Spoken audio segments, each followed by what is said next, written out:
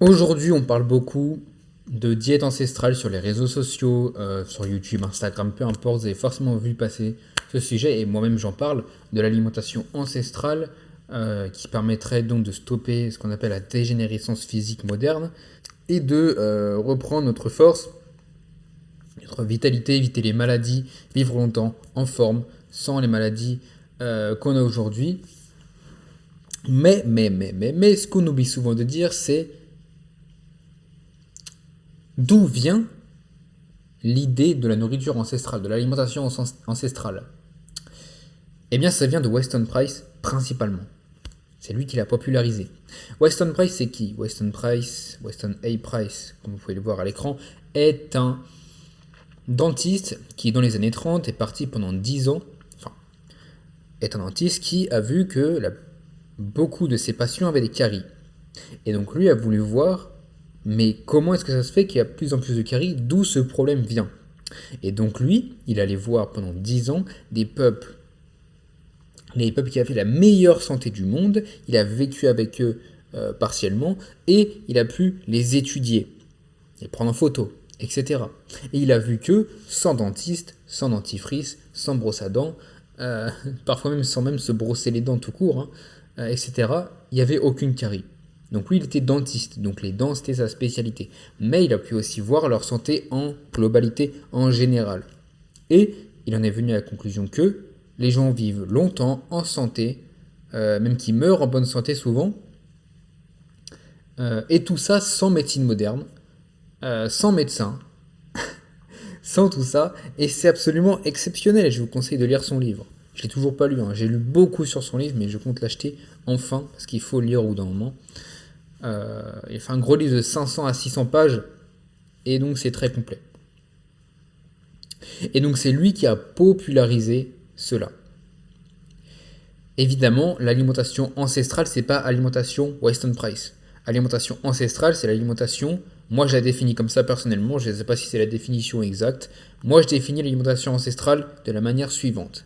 L'alimentation ancestrale, c'est l'alimentation qu'utilise un groupe d'hommes, un groupe d'humains, pour survivre au mieux et pour faire perdurer le groupe dans les meilleures conditions possibles. Tout simplement. Et ce, sans dogme, et purement par l'instinct. Instinct, donc sans dogme. Par exemple, jamais aucun ne s'est dit on va pas manger de viande, parce que manger de la viande c'est pas bien. Non, on n'a jamais vu ça. Enfin, il y avait des peuples qui étaient végétariens, etc. par principe, mais c'est pas eux qui vivaient plus longtemps. Ceux qui vivaient le plus longtemps n'avaient pas de dogme. Et donc, le but de cette vidéo, c'est pas de vous faire un petit cours sur l'alimentation ancestrale, même si en soi, mais c'est pas vous faire l'histoire de l'alimentation ancestrale, c'est juste une introduction. Ok? Si ce sujet vous intéresse, je fais des vidéos tout le temps sur l'alimentation ancestrale ou l'alimentation pro-métabolique ou la santé en général. Alimentation pro-métabolique de Repeat. Et donc, je m'étais intéressé à quelle était la diète de Weston Price, parce que finalement, quelle était l'alimentation de celui qui est à l'origine même de ce mouvement, de ces observations. Et donc aujourd'hui, on va le voir. Ok. Là, je suis allé sur un site qui répertorie, et je sais que c'est vrai ce qui est dit, j'avais déjà fait mes recherches. Juste là, en fait, vous avez les règles à suivre pour toute votre vie. Concrètement. Évidemment, ça s'adapte à votre génétique, et je préfère prévenir, l'alimentation de Weston Price n'est pas magique. Chacun a sa génétique, par exemple, un asiatique ne va pas bien digérer le lactose, ne va pas bien assimiler le lait, etc. C'est normal, parce que c'est sa génétique. Ok. Donc, c'est pas magique, c'est juste des observations. Et après, il faut adapter à soi. Ne jamais copier une alimentation bêtement, pardon. Pour moi, aucune alimentation n'est parfaite et ne soigne et ne permet de... Non, ça s'adapte à son environnement. Et c'est ça, justement, l'alimentation ancestrale. Et c'est ça aussi, donc, qui dérange tant de gens, en fait, qui fait que c'est de la santé holistique, finalement. Et ce que Hippocrate, qui est le père de la médecine, euh, donc qui était dans qui était grec, hein, donc ça remonte à très longtemps, l'Antiquité. Et en fait, on nous avait déjà appris que ton alimentation soit ton médicament. Je crois qu'il le dit comme ça, ou je ne sais plus. Soit. Donc, après cette très longue introduction, mais c'est important, regardons Western High Price Diet Plan. Donc, la philosophie basique et les recommandations à suivre pour la Western Price Diet incluent boire du lait cru et consommer du laitage cru. Ok. Et surtout des produits qui viennent, qui sont naturels. Ok. Donc on va y venir. Donc, dans un état non altéré, par des fermes qui nourrissent leurs animaux de manière naturelle, donc biologiquement, donc juste de l'herbe et du foin, et qui n'utilisent pas d'hormones, d'antibiotiques et donc de vaccins, etc. Ok. Ensuite, sprouting, je sais plus ce que ça veut dire. Mais en tout cas, consommer des graines complètes mais fermentées, parce que tous les peuples ancestraux ont toujours préparé de manière intelligente, donc par le trempage, déjà par le rinçage, le trempage, la germination ou la fermentation et la cuisson, les graines complètes, ok, pour qu'elles soient plus nourrissantes et qu'elles soient moins impactantes de manière négative pour votre digestion, pour votre estomac, et aussi pour, aujourd'hui on le sait, pour l'absorption des minéraux comme le zinc, le magnésium, bref, tous les minéraux. Ok.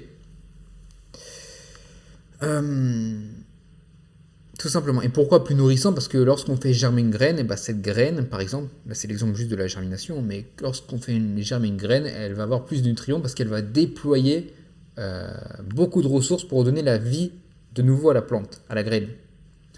Par exemple, si on prend du pain au levain, par contre, là c'est quelque chose qui est fermenté. Donc on fermente au levain, ce qui fait qu'il y a plus de bactéries, ça prédigère ce qui est indigeste à la base pour nous, et en plus ça augmente les nutriments. Par exemple, pour le kéfir de lait, pareil, plus de vitamine K2, parce que fermentation, et donc plus de vitamines, des milliards et des milliards de bactéries en plus, etc.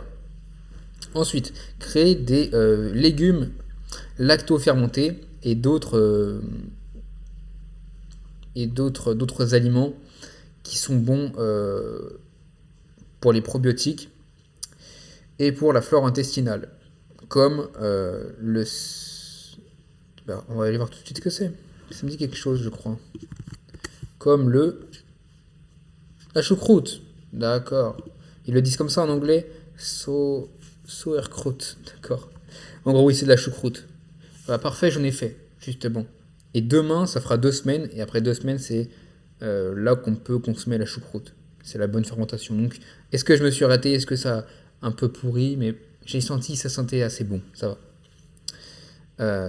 Donc pareil, lacto-fermenté, c'est de la fermentation et la fermentation apporte beaucoup plus de bactéries parce qu'aujourd'hui, et donc j'y viens, aujourd'hui on est dans une société qui, à cause de Pasteur, hein,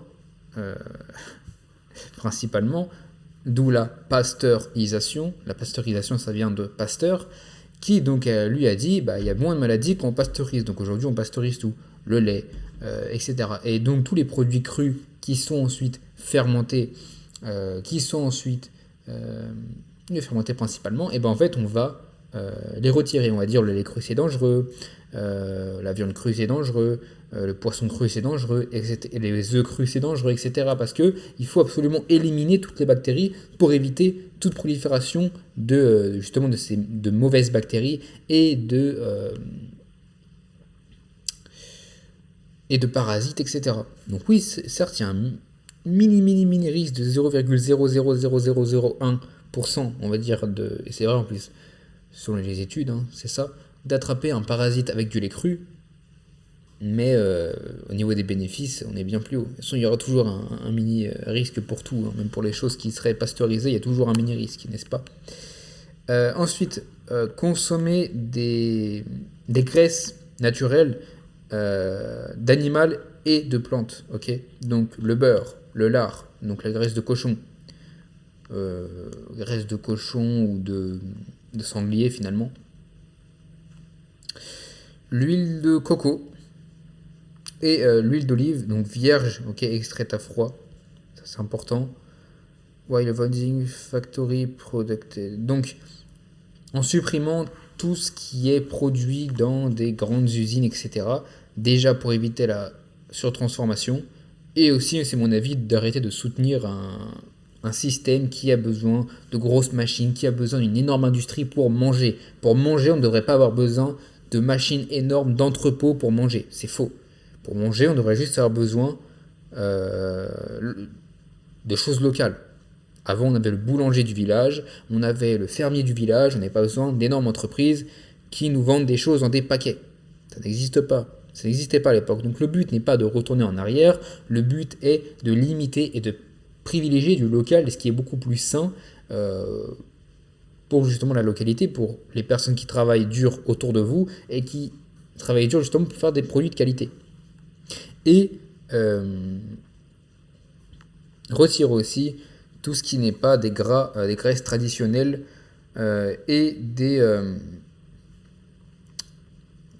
des huiles végétales de graines, donc canola oil, donc huile de maïs, huile de graines en général oxydées, hein, huile de tournesol, etc., etc. Huile de colza, etc. Je crois que colza c'est canola, je sais plus.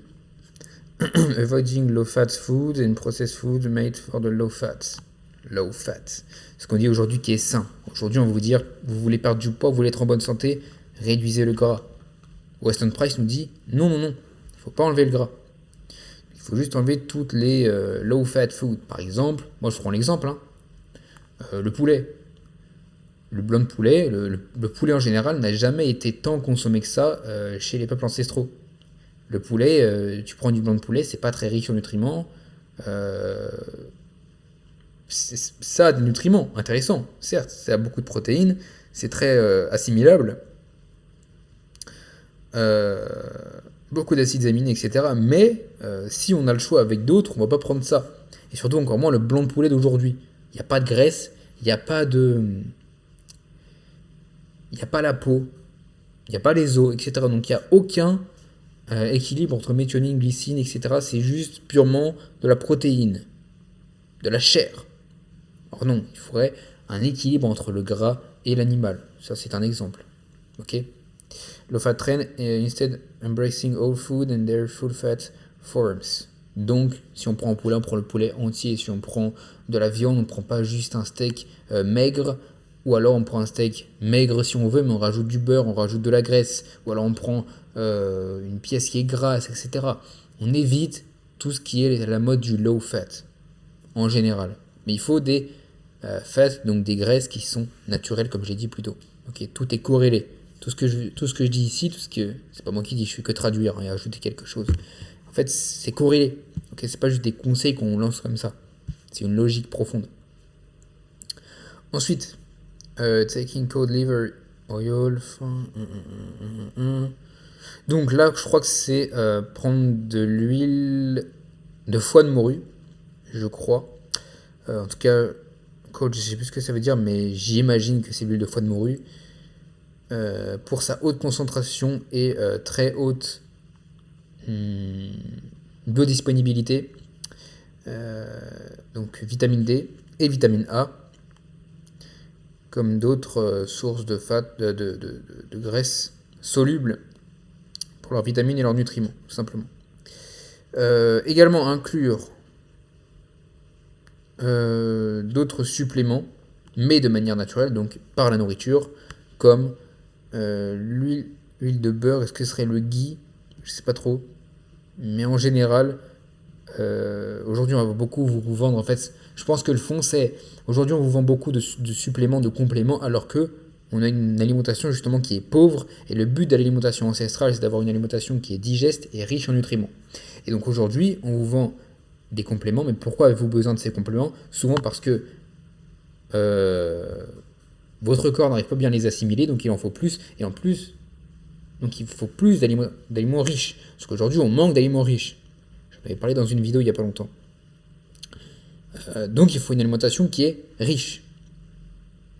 Et donc c'est comme finalement, des compléments alimentaires naturels. Comme, moi je vais vous dire, le jaune d'œuf cru, le laitage fermenté cru,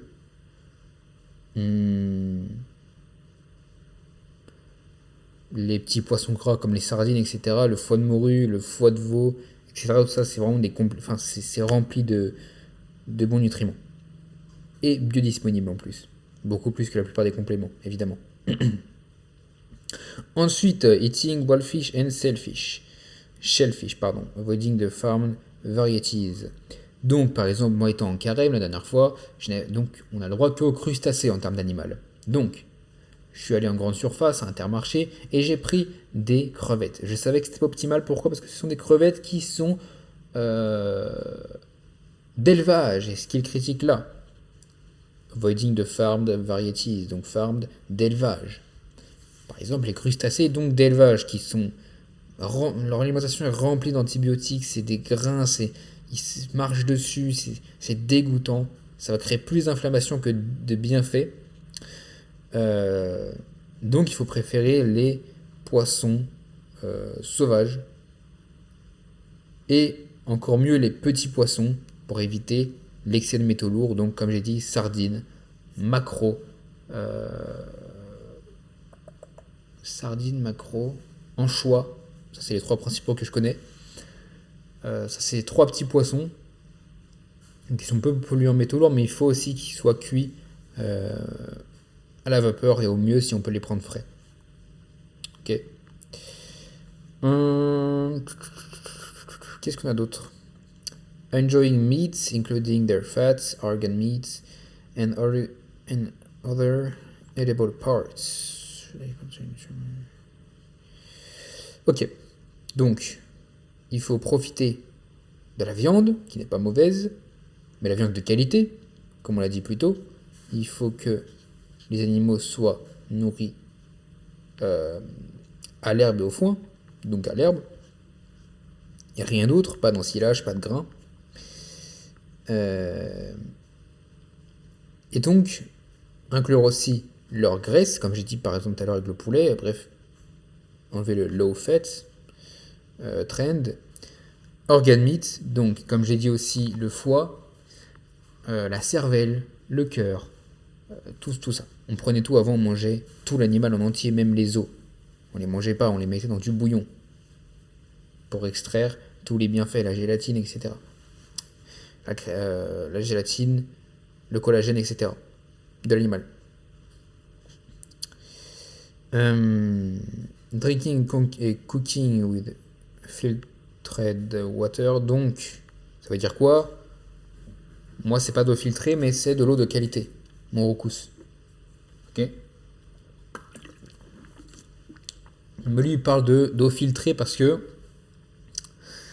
il n'y a pas de microplastique. Donc c'est mieux. On filtre son eau. Parce que notre eau aujourd'hui est remplie de chlore, est remplie de plein de bêtises, la rouille de tout, toutes les tuyauteries, etc. Ce qui n'est pas optimal. Ok. Donc on prend l'eau de qualité et l'eau est trop souvent sous-estimée. On parle beaucoup de nourriture, mais l'eau, on la boit tout le temps. On se lave avec, on la boit jusqu'à la fin de notre vie et on a remarqué que la plupart des gens qui vivaient longtemps, c'est parce qu'en fait, ils vivaient souvent dans les hauteurs, dans les montagnes. Ok. Pas tous, hein, il y en avait qui vivaient pas longtemps. Mais on regarde aussi beaucoup qu'ils boivent que des eaux de sources naturelles qui viennent encore plus haut, des glaciers ou autres. Parce que l'eau est pure. Elle n'est pas polluée. Ensuite, using refined salt and organic spices. Donc, n'utilisez que, et ça je mets une importance énorme dessus, n'utilisez que du sel non raffiné. Aujourd'hui, la France est l'un des meilleurs pays, je pense top 3 des meilleurs, voire top 1, des meilleurs pays du monde en termes d'alimentation. On a tout ici. On a tout. On a de la bonne viande, on a des bonnes légumineuses, on fait des bons œufs, on fait du bon lait, on fait tout ici. On fait tout. Végétal, animal, on fait tout de bon ici. Délicieux. On fait des bons fruits aussi. Ok? Et donc ici, on fait aussi du sel de Guérande. Je prends le sel de Guérande parce que c'est le plus connu. Sel de Guérande, gris ou raffiné. Vous prenez ça en magasin bio. Mais est-ce qu'en magasin bio, c'est différent, finalement? Ou est-ce que c'est un peu d'arnaque? Je sais pas, faudrait que je fasse mes recherches, mais ça coûte rien. Ça coûte 2 euros, 1 à 2 euros le kilo, je crois. Moi, je sais qu'un paquet de 1 kg qui me coûte 2 euros, même pas, hein, 1,50 €, 2 euros en magasin bio, il me fait 3 mois. Même non, n'importe quoi. Celui que j'ai là, je l'ai depuis 6 mois au moins. Donc, il n'y a aucune excuse. Aujourd'hui, on vous dit, arrêtez tout ce qui va être alimentation pas trop sucrée, trop salée, trop grasse. Mais en fait, non, il faut enlever la mauvaise graisse, le sucre raffiné, le sel raffiné. Pas le vrai sel. Le vrai sel, on en a besoin. Nos ancêtres faisaient littéralement, ils payaient des gens, ou alors eux-mêmes le faisaient, des centaines de milliers de kilomètres, des centaines pardon, de kilomètres à pied en caravane. Donc, caravane de l'époque, c'est avec des chevaux, etc. Peu importe, pour aller chercher du sel. On prend toujours du sel. Ok. Ensuite, organic spices, donc tout simplement des épices bio. Ok. Parce que les épices ont toujours été utilisées pour leurs bienfaits, pour leur côté antibactérien, etc. Avoiding food that comes from boxes and are produced in factory. Ici, c'est la même logique que ce que j'ai dit plus tôt. On évite tout ce qui est fait dans des boîtes, tout ce qui est vendu dans des magasins, etc. On prend le plus local possible, le plus de qualité. En plus, vous n'allez pas payer le marketing, vous n'allez pas payer les sachets, vous allez moins polluer, etc. Prenez ce qui est brut. Vous êtes sûr que l'aliment, c'est l'aliment. Ici, notre cher Weston Price nous conseille donc de faire des bonnes broths, donc des... comment on appelle ça du coup? Des bouillons d'os, ok? C'est ce que je suis en train de faire actuellement. Juste là, j'ai un bouillon d'os qui cuit dans une belle marmite. Et donc j'en ai parlé juste avant, ok? From grass-fed animal. Et donc j'en ai parlé tout à l'heure. C'est important que les animaux soient bien nourris. Pourquoi? Parce que c'est comme les organes. Les organes, c'est filtrant. Si vous prenez des organes d'animaux qui sont mal nourris, qui sont en mauvaise santé, et ben en fait l'organe sera de très très mauvaise qualité et va plus vous impacter négativement que positivement souvent. C'est comme les os. C'est pareil ça. Tout ce qui est mauvais va se loger dans les os. Ce qui est là où les toxines ou les choses mauvaises ça c'est moins problématique, mais bah, c'est dans les muscles. Le reste, os, organes et tout le reste, toutes les toxines qu'ont les animaux, ça va se loger là-dedans. Ok. Ensuite, on retire tout ce qui est sucre, donc il parle du sucre raffiné, et utiliser des sucres naturels en petite quantité. Là, pour le coup, c'est là que Repeat et... après, oui, non. Including honey, dates, maple syrup, coconut sugar, etc. Oui, après, c'est vrai que c'est extrêmement concentré en sucre. Donc, il parle du miel, des dattes, du sirop d'érable et du sucre de coco. Mais après, c'est là que Repeat va diverger, que moi aussi je vais diverger, c'est que il n'y a pas de problème, et on le voit par exemple avec les bédouins du désert, hein, qui consommaient principalement 90%, 95% dans leur diète du laitage de chamel cru, donc fermenté vu comment il fait chaud, et des dattes. Et donc Weston Price nous met un warning, donc dit attention aux antinutriments, comme l'acide phytique. Aujourd'hui, beaucoup de go muscu, par exemple, dans l'alimentation pro-musculation, on va vous conseiller de prendre des flocons d'avoine. T'as les carnivores comme moi avant qui vont dire non, prenez pas de ça parce que acide phytique, parce que machin, parce que c'est mauvais. Et t'as eux qui vont prendre comme ça, qui vont juste mettre au micro-ondes avec un peu d'eau, avec un peu de fruits. En fait, c'est rempli d'antinutriments, donc c'est indigeste, ça te détruit l'estomac littéralement. Alors que nos ancêtres les ont toujours consommés de manière. Ils les ont bien préparés, donc il nous dit ici. Donc les acides phytiques et donc d'autres antinutriments qu'on trouve dans les graines complètes et dans les nuts, donc dans les oléagineux concrètement, amandes, etc. Pour to unlock, donc pour débloquer tout the nutrition burn up in these cells, donc pour retirer en fait tout ce qui est mauvais, donc tout ce qui va être acide phytique, etc., tout ce qui va être antinutriments, on va recommander de les faire monter, de les faire tremper donc, et de, je sais plus si c'est sprouting tremper, mais je sais plus trop, peu importe, de toute façon c'est ça l'idée, et de les cuire. Donc normalement, là-bas, à chaque fois c'est corrélé. J'ai des flocons d'avoine. Ils sont comment? En train de tremper depuis hier soir, dans une eau acide, citronnée. Je vais peut-être les manger ce soir, ok? Et donc ils auront trempé pendant plus de 24 heures. Et tremper pendant plus de 24 heures, ça commence de la fermentation. La dernière fois, je les avais mangés pendant... ils avaient trempé pendant 48 heures. Donc ils avaient fermenté, pardon, ils commençaient à avoir une odeur magnifique, bien meilleure. Et en termes de goût, ce sera bien meilleur, ok? Donc les gomuscu qui ne préparent pas leurs aliments, regardez l'anthropologie, regardez ce que vos ancêtres faisaient, arrêtez de faire n'importe quoi s'il vous plaît, parce que on a trop normalisé le fait de manger du poison.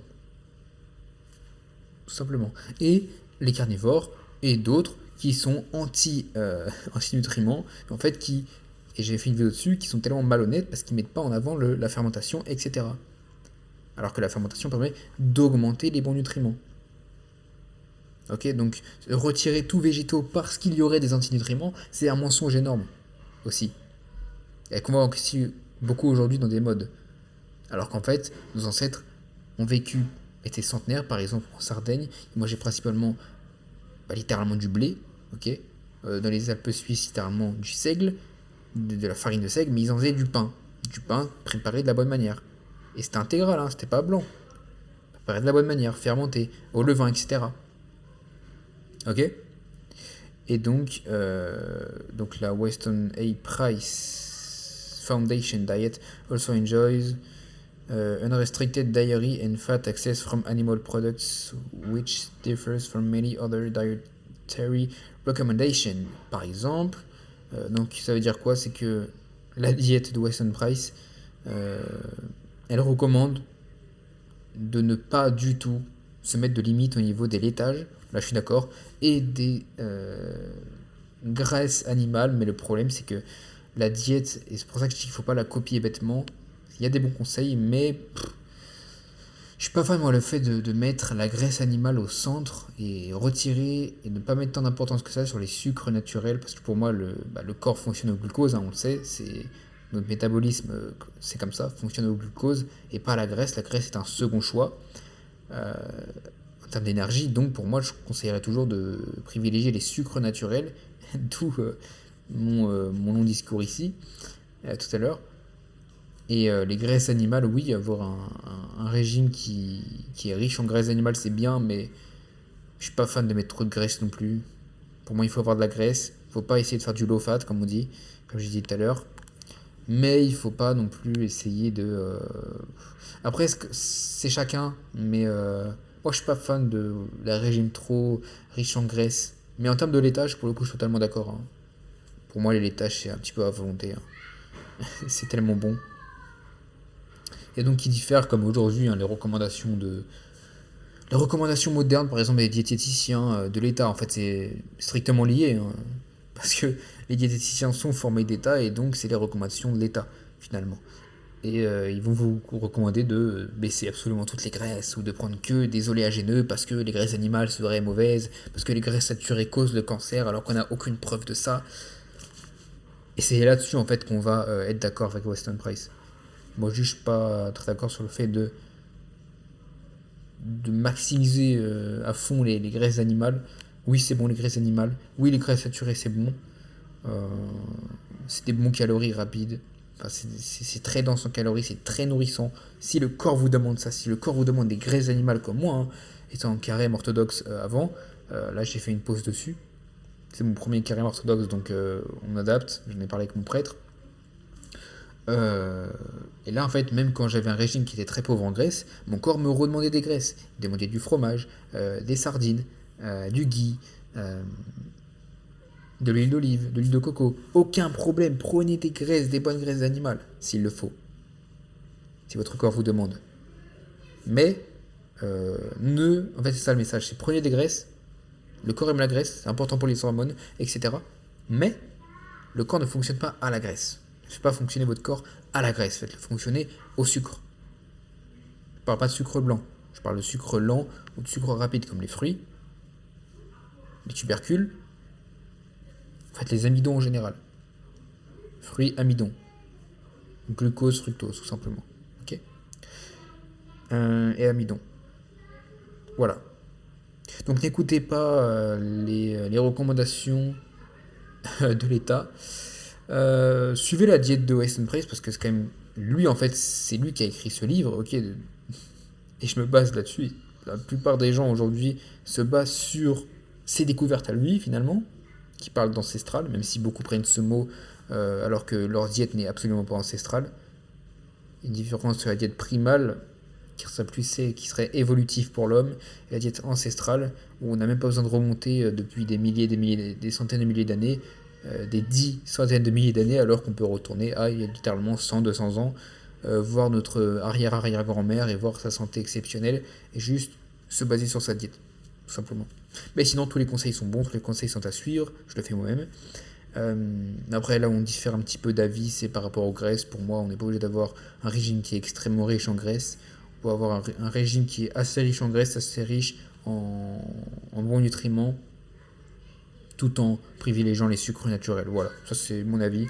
C'est l'avis aussi de Repeat. Mais la graisse est très bonne, hein, attention. Il faut de la graisse. Comme j'ai dit, on enlève tout ce qui est mode low fat. Ok. Donc voilà pour cette vidéo. J'espère que ça vous aura plu. J'ai juste lu et précisé quelque chose. Désolé s'il y a un peu de bruit derrière. Mais donc voilà. Comme ça vous savez. Que Dieu vous bénisse au nom du Père, du Fils et du Saint-Esprit. Amen. Mangez bien.